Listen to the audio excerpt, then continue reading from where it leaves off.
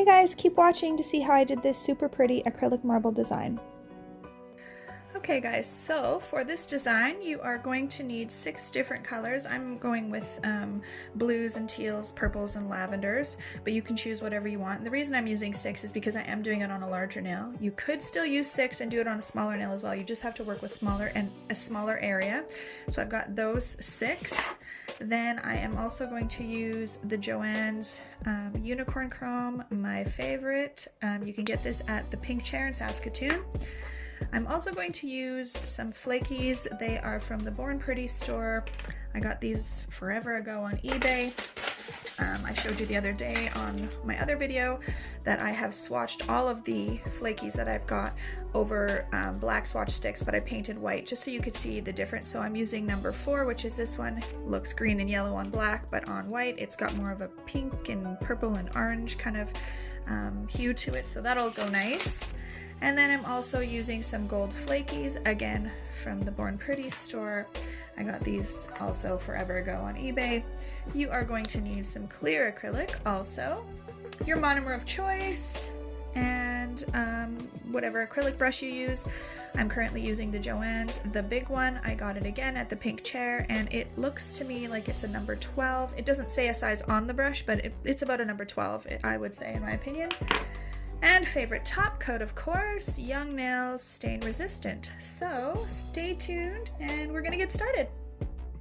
Okay guys, so you want to start by dipping in your first 2 colors. So I'm going to do the tealy color and the darker blue color.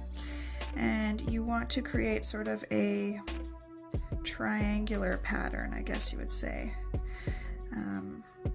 Because normally when I do my marbling, I just do it at an angle and that looks great, but I just wanted to do something a little different, and I wanted this design to kind of resemble, you know, one of the stones, like a quartz or something like that. Honestly, I'm not familiar with stones. I'm not a crystal gal at all, but I'm sure some of my clients who are crystal gals can reach out and inform me what kind of stone this looks like. But yes, so you want to start by dipping in your first 2 colors, then you go into the second and third color and grab those 2 and blend and marble them as well up towards the cuticle, sort of in a, like again, in a triangular sort of pattern.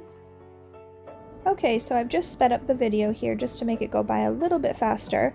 So you're going to continue working through your colors in the gradient. So you're going to go from the teal to the blue to the denim to the periwinkle, the lavender, and then the magenta, and work down the nail, continuing to go in that triangular pattern or design. So you just want to make sure that the colors blend. So you'll see me going back and forth, dipping into the jars, and I'm grabbing little colors. Like right there, I just grabbed a little bit of the darker blue just because I didn't feel that that area was blending and transitioning nicely enough. So you just keep doing that and grab little beads of color as you need them and blend the colors. Again, you want the marble to transition from the blue to the magenta, and you want the colors to blend really nicely, but also you want to keep the nail really thin. You want to keep this part really thin because you are going to cap and clear, and especially if you had a shorter nail, you don't want it to add a whole ton of bulk to the nail. When you're working on a large nail like this, obviously it's okay to add, you know, have some thickness for strength, but particularly with shorter nails, you want to make sure to keep the color acrylics very thin so that when you cap, you don't have a super chiclet thick nail. So here I've now dipped into the magenta and the lavender color, and I'm just blending those, and again going back and forth, dipping into the periwinkle, dipping into the lavender, just to blend those colors nicely. And you want to end with the tip of the nail being pretty solid magenta, just so that it ends in that bright color. So then I'm going to go back in with my infamous Joann's, and because the acrylic at the top near the cuticle area is pretty dry already, I'm just going to dip in with a little tiny bit of clear acrylic, and I'm just going to sort of draw the same sort of pattern with the pigment. So in a triangular or oval kind of manner. Again, I'm going to dip in with the clear acrylic grab some pigment and just kind of pull it through.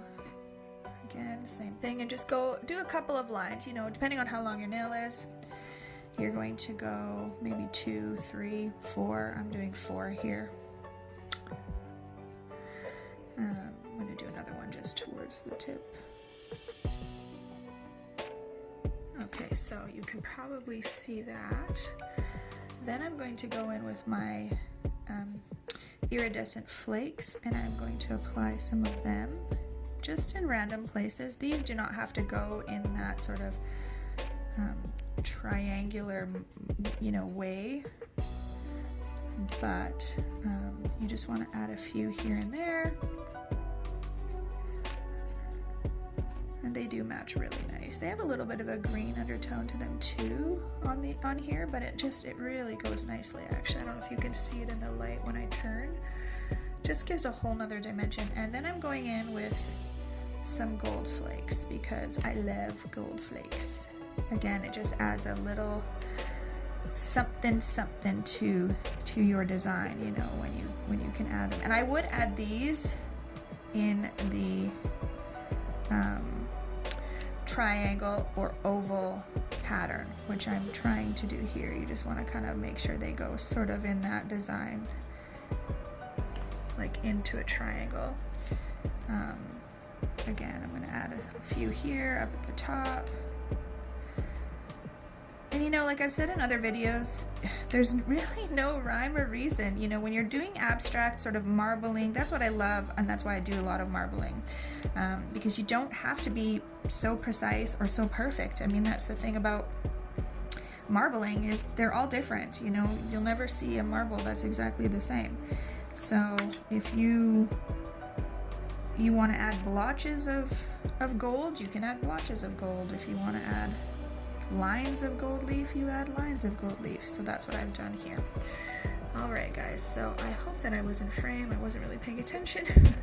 But this is what we've got. So once you get to the desired look that you want, then you're going to cap it with clear, which I'm going to do right away here, probably fast forward through it. And then you're going to file, shape, and buff, and then we're going to add top coat. Stay tuned.